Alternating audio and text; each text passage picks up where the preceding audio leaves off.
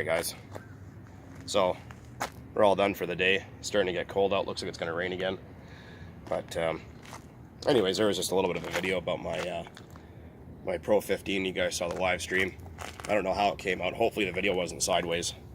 At least I hope, because it kept saying turn camera. So anyways, for those of you that were asking, yes, this is Traxxas fuel. This is 10% that I made myself out of a gallon of 20%. I often get people asking me about it, and they say, oh, I want to do that. It's like, well, by the time you buy the oil and the methanol and all the measuring equipment, you're well over the cost of a gallon of the proper stuff. You can buy it on eBay or Amazon if you're in the States. They don't do it here in Canada, unfortunately. But yeah, so there's a little Pro 15 Traxxas engine. I'm not usually a fan of Traxxas engines, although these are the only good ones they ever really made. And like I was saying in my video, it does have the OS connecting rod for a 15 CVR and the SH18 carburetor, as well as a OS LC3 glow plug, and it seems to perform quite well. I haven't tuned this engine at all. Last time I tuned it was last year.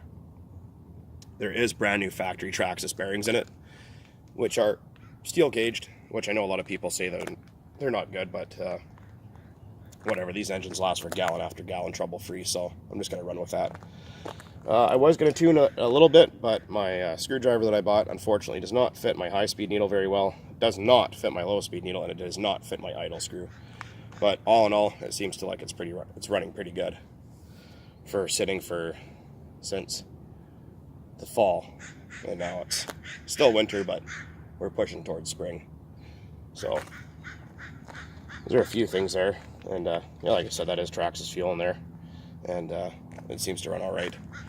I have measured the temperature on this engine, and it's not really relevant anyways, but it seems to run perfectly fine at about 250 degrees. That's where it seems it's happiest for an engine that's actually pretty worn out. Last time I had this engine apart, you can actually almost push the piston through the sleeve, which I'm actually quite surprised it still runs as good as it does. But anyways, the controller I'm using is a FlySky GT2, just like this. I think I only paid about $35 Canadian for it on eBay. It was at my house in a week. It did come from Hong Kong, but Red Cat, these are the factory radios for Red Cat as well, an HPS, I believe. The other thing I was going to talk about is fail-safes. I don't have a fail-safe. If you guys watch, let's see if you guys can see, or maybe I'll have to zoom in a little bit here, but okay, there we go. Right, so turn on the radio. The nice thing, it has all kind of switches and dials and shit, so you can get your stuff all sorted out. But we turn on the truck, everything's turned on, and if we hold the trigger wide open, say you drop your radio, or it fails in some way, or some kid grabs it or something and it falls on the ground and stops working. If I hold my throttle wide open and I turn off my radio,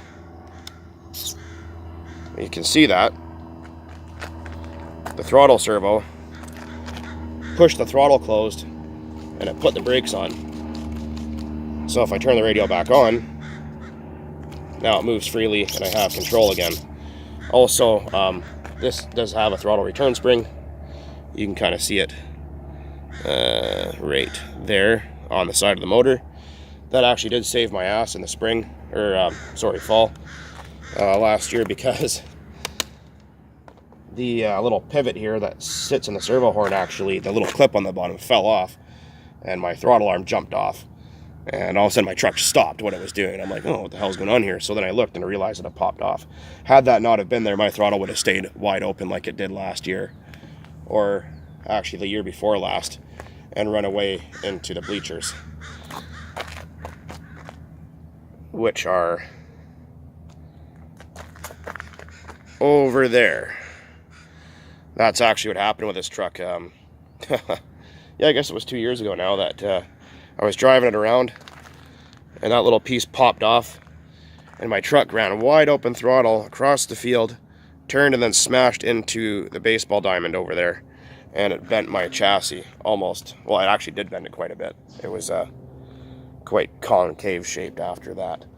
But I did manage to straighten it out myself, carefully using a press and a little bit of heat. And it seems to be holding together just fine.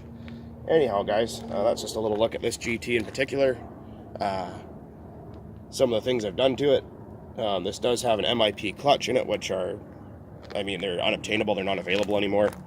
So it actually has a spring and a decent real clutch in it. The differential has been rebuilt.